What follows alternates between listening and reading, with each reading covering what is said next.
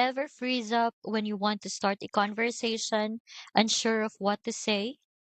Feeling awkward in social or networking situations can make you hold back from building meaningful connections. But there is a simple way to get started. One quick way to break the ice is by preparing a few friendly openers you can use anytime. Let me show you how I do it. I type this prompt into ChatGPT. Feel free to pause and copy it if you would like.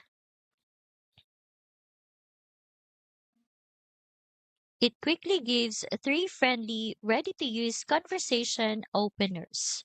I usually choose the ones that feel most authentic to me and have them ready for my next social or networking situation. This quick step is helpful, but real confidence in social situations comes from building deeper self assurance. The confidence challenge teaches you how to show up genuinely so conversations flow naturally and connections happen effortlessly.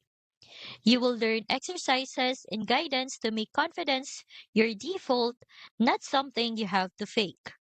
I've linked the confidence challenge in the description. It also includes a personal advisor and practical exercises to help you implement these skills in real life.